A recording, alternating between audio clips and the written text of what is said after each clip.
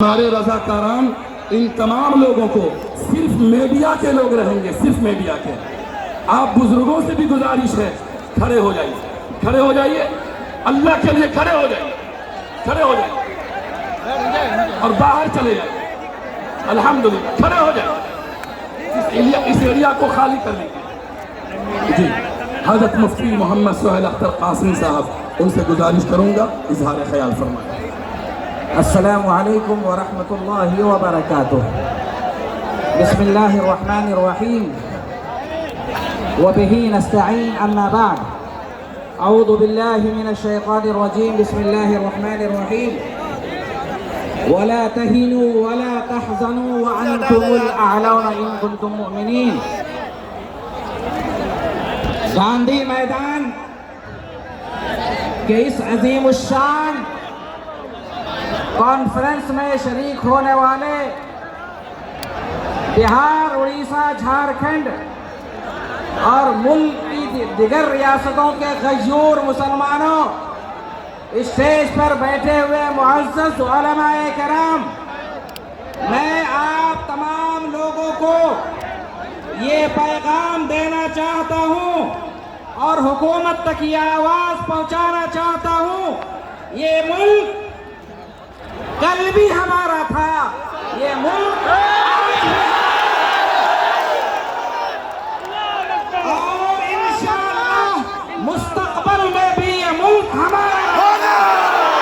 इस मुल्क में जिंदा रहेंगे, अपनी मस्जिदों के साथ जिंदा रहेंगे, मदरसों के साथ जिंदा रहेंगे।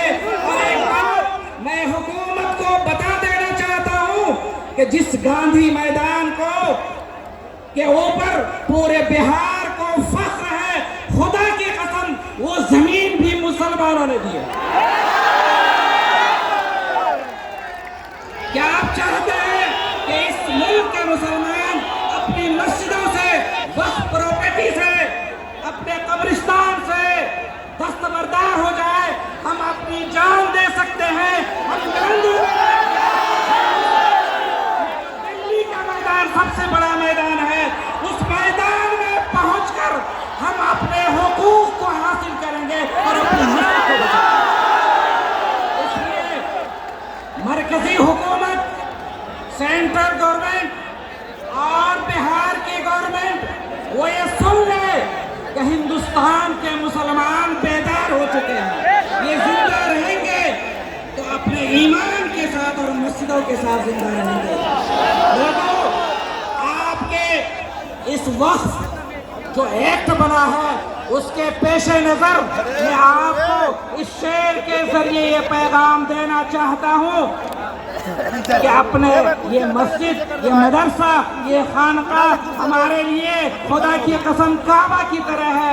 अपने काबे की हिफाजत हमें खुद करनी है, अपने काबे की हिफाजत हमें खुद करनी है। अब अबाबील का लश्कर नहीं आने वाला, आप ही अबाबील हैं, आपको उठ खड़ा होना है। अगर मुसलमानों को संविधान के मुताबिक हक नहीं मिलेगा तो इंशाअल्लाह कानून के दायरे में हम अपने हक को छीनेंगे। हम इस बिल को और इस कानून को यकसर मुस्तरद करते हैं। ये कानून यहाँ चलने वाला नहीं है। इसलिए मैं मरकजी हुकूमत से दरख्वास्त करता हूँ कि आपने जिस तरह किसान बिल वापस लिया था, इस वक्फ कानून को भी वापस लीजिए। हमारा आंदोलन चलेगा, हमारी तहरीक चलेगी और हम उस वक्त तक मैदान में डटे रहेंगे जब तक आप इस काले कानून को वापस नहीं ले लेते हैं। एक बात कह करके मैं अपनी बात खत्म करता हूँ। हमें आपके जज्बात की कदर है। मैं समझता हूँ दीन बचाओ देश बचाओ में भी जो कॉन्फ्रेंस हुई थी उसमें सिर्फ ये गांधी मैदान नहीं, पूरा पटना भर गया था। आज भी पूरा पटना भरा हुआ है। वो कॉन्फ्रेंस थी दीन के नाम पर, ये कॉन्फ्रेंस है वक्फ के नाम पर। और एक मुसलमान अपने मुल्क के लिए भी जिंदा रहता है, वतन के लिए भी जिंदा रहता है और अपने ईमान और अपनी शरीयत के लिए भी जिंदा रहता है। मुसलमान सजदे में भी जाता है तो इस मुल्क की मिट्टी को चूम करके ये कहता है कि मुल्क, हमें अगर नमाज भी पढ़नी है तो इस मुल्क के मिट्टी से भी हमें मोहब्बत है। हम इस मुल्क की मिट्टी को चूम करके अपनी पेशानी को झुका करके हम अल्लाह से वादा करते हैं कि जो लोग इस मुल्क में नफरत की फिजा कायम करना चाहते हैं, जो लोग हिंदुस्तान में नफरत की फिजा को आम करना चाहते हैं और यहाँ अफरा तफरी का माहौल पैदा करना चाहते हैं, उन तक ये पैगाम पहुंचा दो कि आज़ादी की लड़ाई में हमने बढ़ चढ़कर हिस्सा लिया। मुसलमान उलमा ने, हमारे बड़ों ने अगर हिंदुस्तान के बारे में ये फतवा दिया नहीं होता कि मुल्क अब दारुल हरब हो चुका है, यहाँ पर अब जिहाद फर्ज है, तो हिंदुस्तान को आज़ादी नहीं मिलती।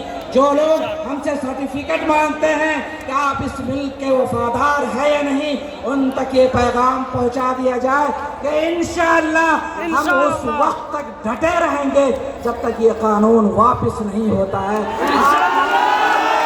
हिंदुस्तान जिंदाबाद, जिंदाबाद, भारत शरिया जिंदाबाद, जिंदाबाद, कानून वापस लो,